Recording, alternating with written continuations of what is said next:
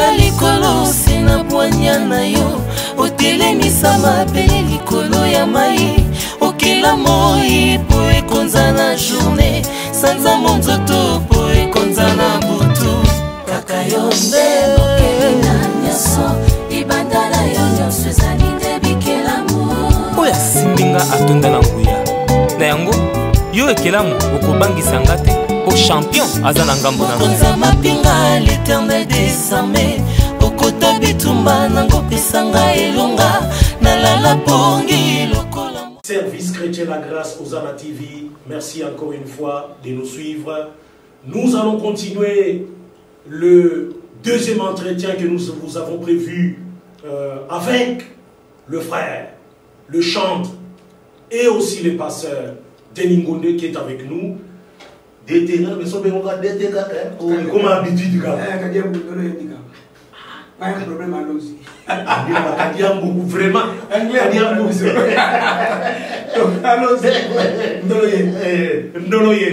Bon, dans l'histoire de Bangaki, tout ce qui n'a pas parti à la solution, la piste de solution, à gospel et quoi. Bon, on va regarder dans la zone. Tu regardes dans la zone. À gospel et quoi, qu'il faudrait-il faire pour remonter? Est-ce qu'il y a une chance que les hommes qui n'attendent pas bilo et qui partent on est plutôt le album na yo oyobimisi mibale tata na père moko lingala moko français pe ki Congo pe pour la pe ki Congo pe zala ndinga na beto pe eloba. Alors pour na yo DT solution aux alagili d'abord. Est-ce que solution il faut qu'on lukana no ba individu ça il les chantre eux-mêmes ba luka comportement moko o ezali conforme na lo banzambe to il faut structure moko ezala créer côté et mekakutili kango kengeli boso. Moi je crois que dès dans qui quand on intervenir donc la piste de Shalom Shalom nous avons pour la deuxième partie émission la vision. Moi je ne partage pas cet avis quand on se le bat que musique chrétienne est pour les plus bas. Je ne suis pas d'accord avec ça. Pourquoi? Parce que il faut être parce que on est Bible le bien était ils ont peut-être suffisance que c'est Jésus-Christ qui a versé son sang sur l'église. Comme pas de l'église, il y a aussi la musique chrétienne, l'adoration dans l'église. Cela veut simplement dire que il faut croire, mais simplement étant donné que les musiques chrétiennes mais sont les humains au basé en quoi batteur tout ça n'a fait pas de chose. De ce qui se passe simplement dans la musique. Et ça fait des cas dans le ça veut dire que il y a Mamanzambe, il y a le vrai, il y a le faux, il y a des gens qui ont besoin il y a des gens qui travaillent pour leur ventre, il y a des gens qui travaillent pour une nouvelle de gloire, il y a des gens qui sont dans le vrai. Il y a des gens qui n'ont plus leur vie, elle est déjà venue pour le vrai adorateur, devant le Père en esprit en vérité. Ça veut dire que ce n'est plus à Jérusalem, ni à Samarie, mais à Mazoluka. Elle peut être en train de chercher. Donc, aussi longtemps que musique chrétienne dans le niveau, donc, pas exact que s'il faudrait donner un conseil par rapport à mieux soana, et ça va celle héritière de la matière, la mission pour ne pas dire Jésus, la vision Jésus, et ça la Bible. C'est la Bible qui est notre miroir, on doit se référer à la Bible. Et chacun de nous a été l'appel vient de Dieu. Même les talents aussi viennent de Dieu. Si on t'accompagne à se servir nani. Pe mutongo azanani mutongo alingi azalaka ndenge nini et ça difficile pour mutu à comprendre l'appel puis azalaka kati ya vision et par-dessus tout il y a aussi l'alliance ce qui mutu appuie dans dehors l'alliance au moins attendait au tikala c'est comme Saoul a été investi par Dieu pas par rapport à la volonté de Dieu par rapport à la volonté des hommes mais ça qu'on appelle la volonté permissible de Dieu Nzabatiki Saoul mais comme quelque part Saoul a eu pour quitter Nzabata rejeté qui est parce que sur le territoire de ma popie, quelque part, notre Dieu ne s'étend pas les émois. Depuis la musique chrétienne, il y a des gens qui ont forcé succès, pas forcé gloire, payer par les. Et par exemple, mais mon appel, il y a un bon mouvement qui m'a montré. Quel que soit le titre, on tient avec l'homme, de paiement, ça peut ajouter. Et ça va aller. Mais il y a des gens qui ont sont fidèles, c'est dans un peu de l'église, et ça va passer, ça va y aller, ça va c'est nous sommes la faux. Et souviens-toi, la Bible dit que c'est le même macanan fait les attaques, large, il y a même la perdition. Et droite. étroite. Il y a homéopathique, par exemple. Donc, il y a vrai, par exemple. Mais justement, frère Teningonde, vous dites bien les choses. Mais ce que l'on veut savoir, comment reconnaître la petite porte étroite qui amène vers le salut, vers la vérité, et la grande porte qui amène vers la perdition. N'est pas ça qu'on comprend l'été. On fait l'allusion dans les vrais adorateurs. Comment reconnaître les vrais adorateurs aujourd'hui, puisque c'est l'heure. Bible lobi ke ba yema na misala bango misala ozana don to ndimi ozana don ozana grâce to ndimi ozana grâce mais na misala il faut na ngolu grâce le talent que tu as na misala alors so misala ozana ozoyemba ote à son malam mais aussi mano ba kiss par exemple okota na wanganga kota no ba bar kota no hotel osama bona bona tout ça c'est ta vie. Ça veut dire que vous avez sur maïs ou menaces, ça vient de. Pour habiter ensemble, avant du matin, maïs sur ce moment, n'a maïs mabé, n'a malame beaucoup et bima. Mal que ça que des bibliothèques, bah voyez, bah n'a mis ça là, n'a pas. Ça veut dire quoi? Tu es bien, bah tu es bien, tu es bien. C'est au Kenya, comme je vais être cool, à celle où tu es cool. Au bébé, ça va être au cool. C'est le dama, nous sous. Alors, ce moment, dans un secou, c'est la raison de la. Mais les producteurs, on en parle aussi, hein, ils sont presque plus là. Hein. Bon. Bakei na bango. Un petit mot dans les Cameroun. Bon, mais bisous tout le monde est producteur de la musique chrétienne Kobima. Tout le monde a dit musique chrétienne est producteur parce qu'il y a des gens qui ont malé, mais bisous baye pe de bakei na bango. Au bakei c'est un petit bazar en zambété. Il y a des là aussi baye à la musique chrétienne baye, mais bazar qui va faire étranger. Baye, bah même musique chrétienne à niveau mon boiti baye tout faire mon. Sur le qui par rapport à tout ça. Dans deux niveaux. Par rapport à diable, et fait étranger, envoyer à diable, même si chrétien, convaincre que Kinshasa, convaincre que Mboka, convaincre que na bateau poto, basu monopole, il y a musique chrétienne, donc beaucoup qui ont musique chrétienne comment on est. Et mi balé dire par rapport à diable, fait étranger, monsieur Bayaki dans la musique chrétienne, baye, batien mon le bosso banani. Et surtout que comme nous avons déploré par rapport à nos soeurs, et Batumi Bayaki, et la musique, comme la musique chrétienne, non seulement, te belé, Bunga Ginzela, parce que la même mot, Bunginzela, et comme ce musique était avant Salaboué, avant Salaboué, avant Salaboué. Dès qu'on a mis soupé, Bayaki peut côté, Bassel, Bassel, témoigner, photo que nous. Babissé, Mimi, ma gêne. La prochaine fois, tu as dit que tu as dit que na signé na pique rouge, na sala ni tout ça. Et c'est que Missou Baya qui paye. Ils ont ça Satana. Il ne fait que te lever, gorger, détruire. C'est-à-dire, on va dire qu'il y a vertu, quand on a mis, quand on a alliance, on est basé sur lui. Ma producteur de la musique chrétienne actuellement basé sur lui. Basé sur lui.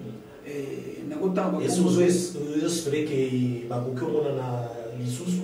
Bon, et ça, c'est pas appel. Papa Malé, le Bazali, c'est pas appel.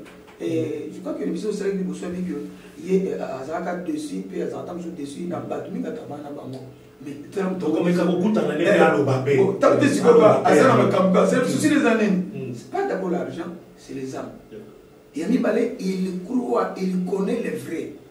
Il connaît les gens, Bazan, faillite, Batonan, s'agit devant la bête, Ayebi Bango, il y a un autre connu au Sala.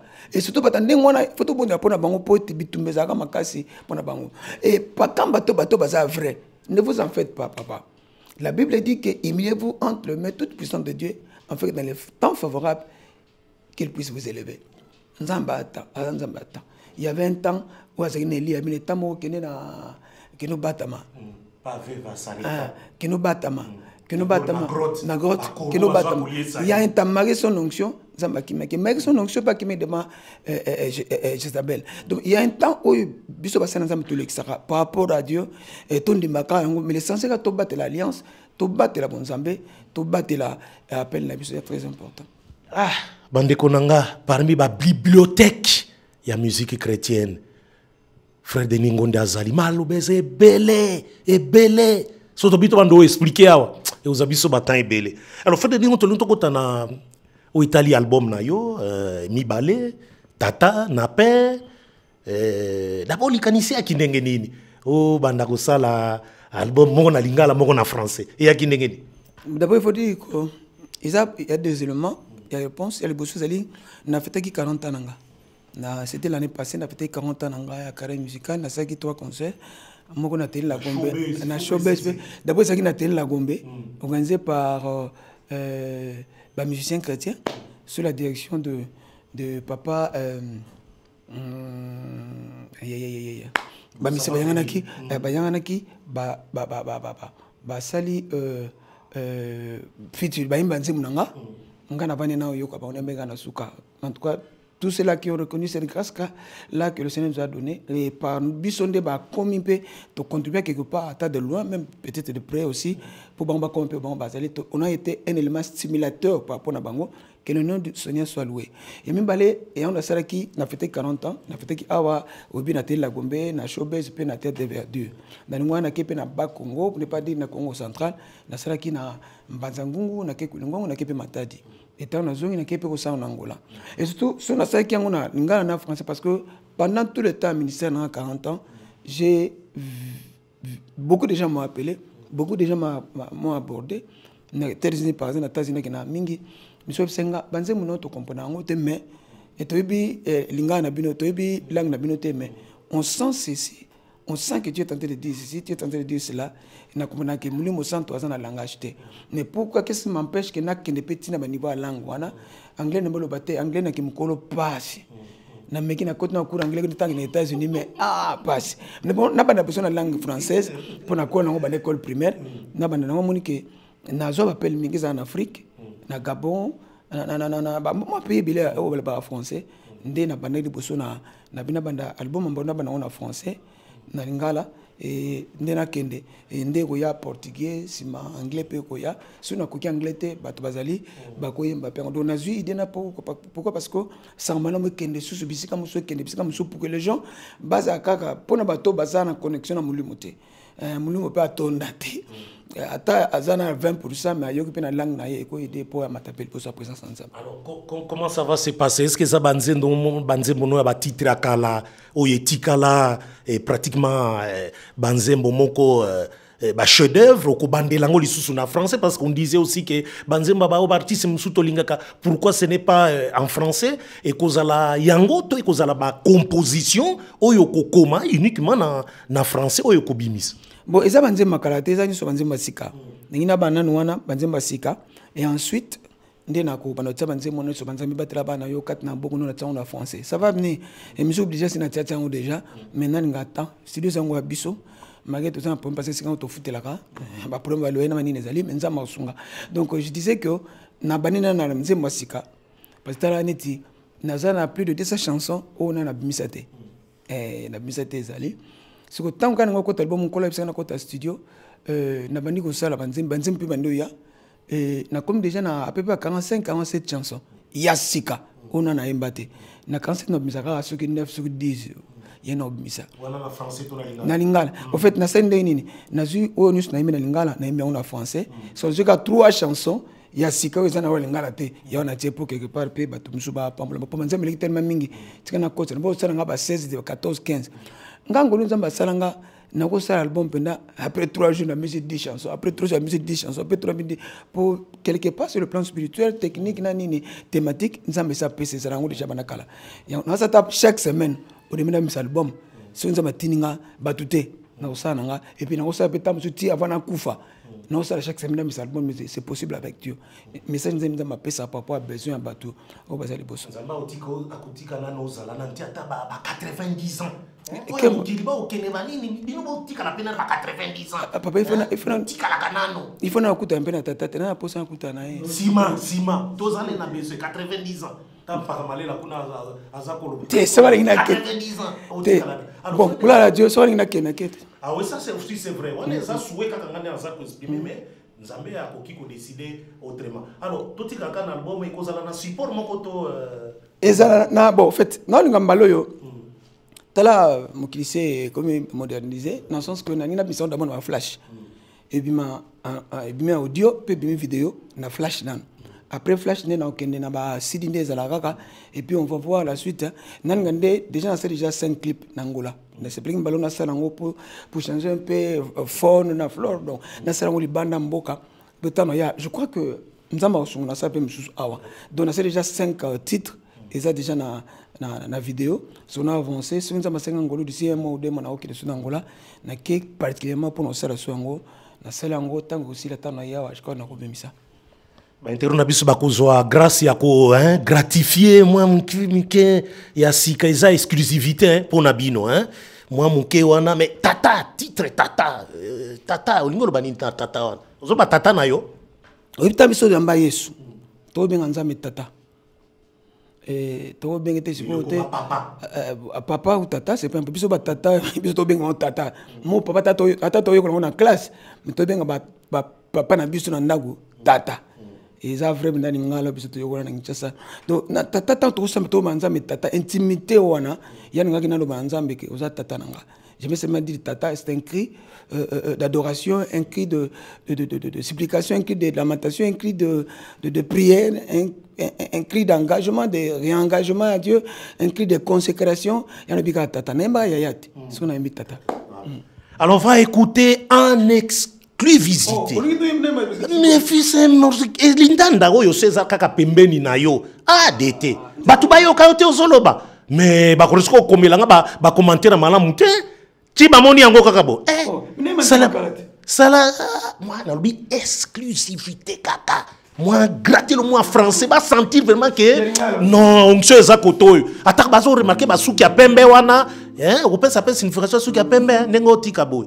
Écoutez ça en français. O zapona yo. Na dédié ngona mutu moko azakuna. Na utanga komono na suka na suka. Gam na nsema na bosani foot na yo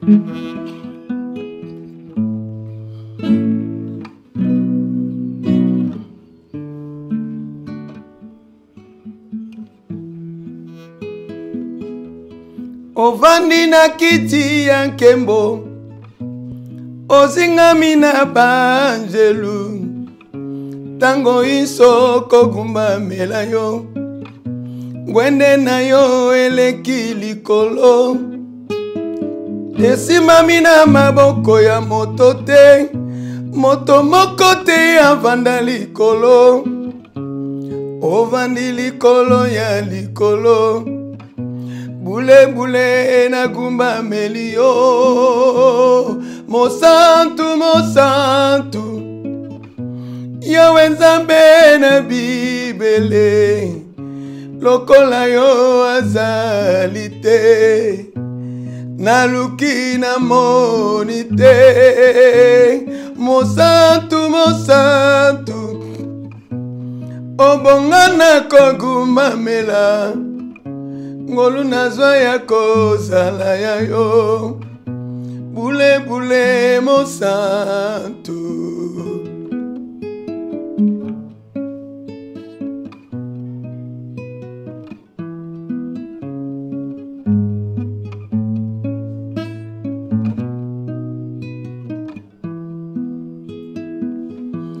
liboso ya mai ya monana okatisaki sala yele obimisaki mai na libanga opesaki bilei na esobe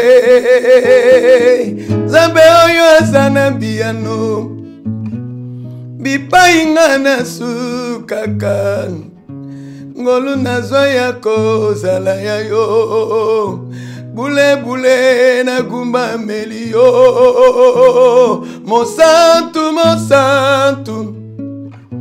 yawe nzambe na bibele lokola yo azali te naluki na moni te mosantu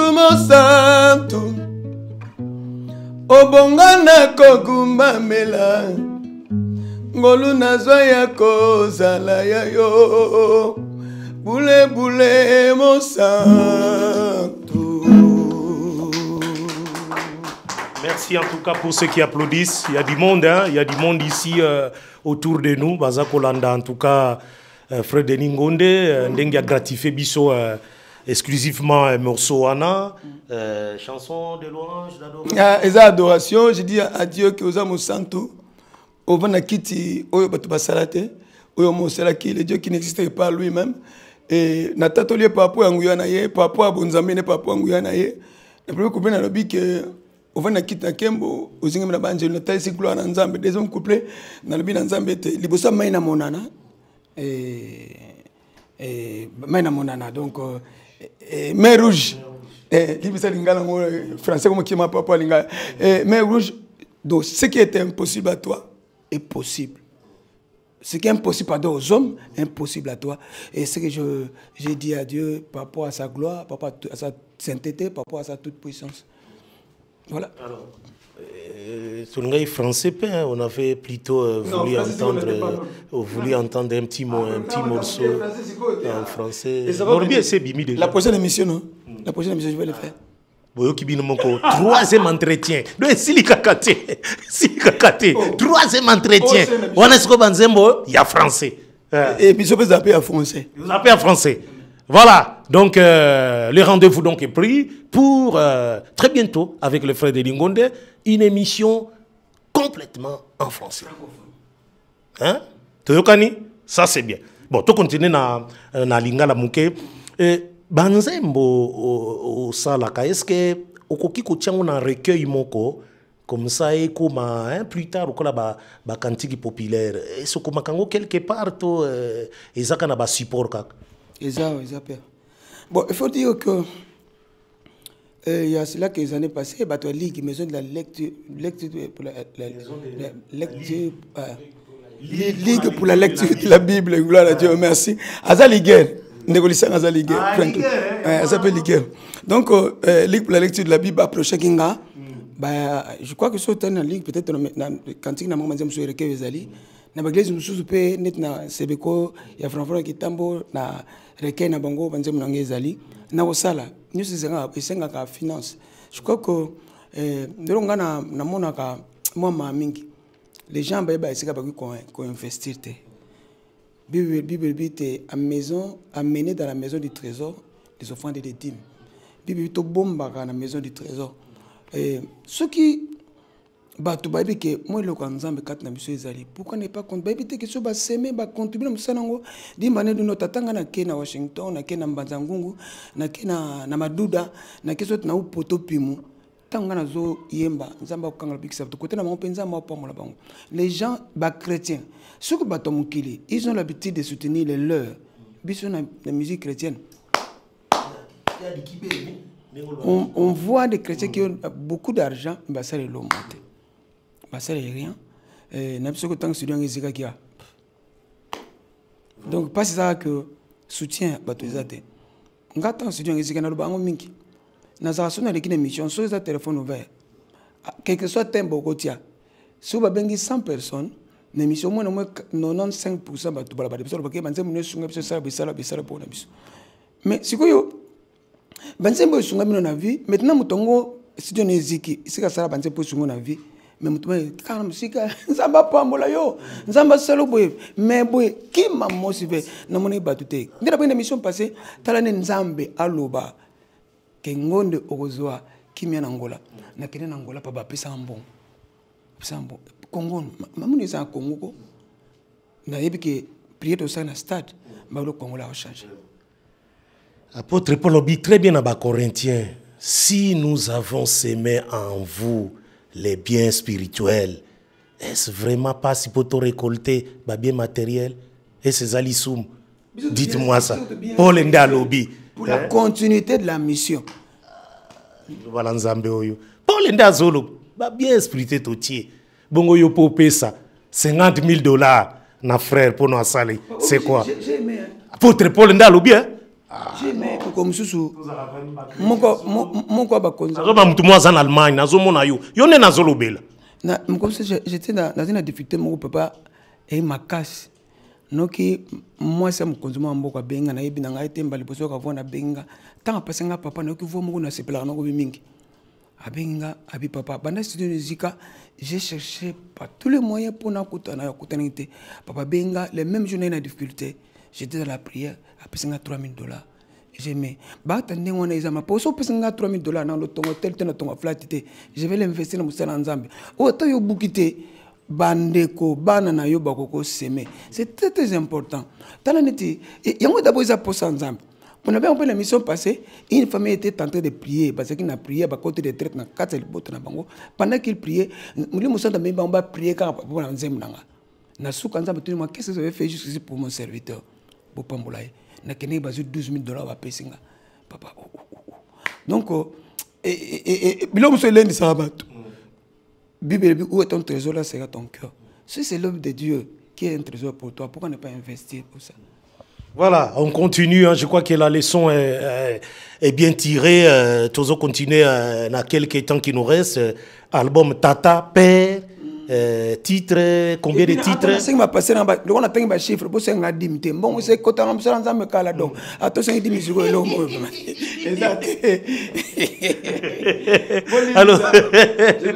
ma titre il y en a combien dans l'album Tata Père? Nabino nazana ngobonde parce que comme il peut 47 chansons 47 Yassika na misatam sur 9 ou 10 donc Nzamba Sunganga je connais encore à prier. Alors on nous fait signe qu'on est pratiquement à la fin et que osa aucun des pères retraite hein retraite nini zo pas de ça ici na aucun musa Nzambe ala Nzambe na quelque pas njili ko bata matak pendant quelques jours pour avoir seulement makasi c'est na za la prière. Un dernier message na bonyos balandi okolobela bango nini obaza kozela Tata Père ebima na lombango po elendisa bango et au mon album yo na osalango Nzamba sengango na osala na studio nanga là où je suis en train de faire cet album na futaka pesa na Gombe na futaka na ba ulo ba revité na zo rencontrer na musala mais so sunginga Nzamba opambola yo et je crois que comme Nzamba kosa te abel album wana et opambola ba te belé luko ya contribuer na musala financièrement spirituellement gloire à Dieu bon de la ponanga mais les matériels aussi et sungara pour ne pas dire la finance et sungara donc pour na album wana na bi ba vision za pour na flash ma belé zo senga ma belé ko voyager tout ça bien ba clip non ça na monanga ba ni na monanga et peut-être na musala Nzambe na za na commerçant na za homme d'affaires te ça veut dire qu'il y a des fois où na bo matam sunda ko na nzala ba mineva le comme ba binga ba na classe tout ça ça na oh quelque part ça moi sonné hein et tant no imba banze pour vani yono zo lela o ko pe na belé mais plutôt ko la mko pupuli po kenenda ko liano ba frite na ba nini munumutu na ndako kuna tamso ko ka sarakinde ka pamba na kwanga le mo le na ngozate donc Nzamba sunga ete ndeke boza wana bo contribuer na musala on a contact ni sika nini contact na pesa balmeo nanga balmeo nanga email sokeza Facebook WhatsApp na balmeo nanga oya ya Tigo les meilleurs nanga ya Tigo au kota facilement aux Zwanga ezali 0243 aux Zwanga na WhatsApp 0243 89 91 03 106 la bandeli 00243 89 91 03 106. Mon deuxième numéro c'est toujours plus 243 plus 243 pardon 81 077 46 21. Je reprends 081 077 46 21. Nous avons Kalao, so bien peu Kalao, 09 98 16 85 46 09 98 16 85 46 au Zwanga. Et na Facebook comme nous tout so me tellement les gaming zo malamutu au benga na téléphone au pesinga numéro na yo ngale na koti na solo demande ko kota. Nazana album on a préparé et ça comme fait presque fin prêt. Maintenant na si mixage, c'est déjà pré-mixage, et donc on a besoin de soutien pour l'album moi d'ici 2 mois 3 mois pour te misango. Nzamba na pambola bino na bi ke soki o semé na ministère na biso.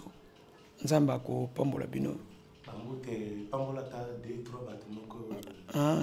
Na pambola batunyo so balinganga na balinganga te. Donc na pambola bango mina bolo bana pambola mo sinanga amela ngonde na pambola bana nyoso molimo à aux États-Unis na parce que juste na France et Nisha na États-Unis na pambola pe église n'imbalé na Okamba organisation des adorateurs ya commune Kinshasa na organisation des adorateurs au Kingabwa pour nous déjà na église na Okamba et puis na zo tonga pe temple mo quelque part na Kabalo 33 et qu'on a payé Katani pourquoi parce que misolo et comme yanko mais ce que swinga je crois que na kanisa na ngolo Nzamba saranga je dis bien ngolo ce que c'est na ministère nanga en tout cas je crois que na ngolo Nzamba ko buka. On a ici terminé deuxième partie, hein? Troisième Ezali en français, n'oubliez pas. très prochainement. Merci Nandeko Nangai Mwanda Nzambe azala na yo mpaka malela Nzambe apambola musala zako sa. Mise na Angola. Bo le misanga na pesa nzo mbote ba Gloria ba Wivine ba Solange et puis na pesa condoléances Solange to bungisa mama ya Kinshasa zo ya awa mo mise na ba Brenda binoso ba Richard Nzamba pomla bino lingi de mingi pona za pena orchestre na Angola. Ne partez pas, restez avec nous sur www Service Chrétien La Grâce Osana TV. À très bientôt. Okela likolo sina poanya na yo otelemisa mabele likolo ya mai okela moi po ekonza na journée sanza monzoto po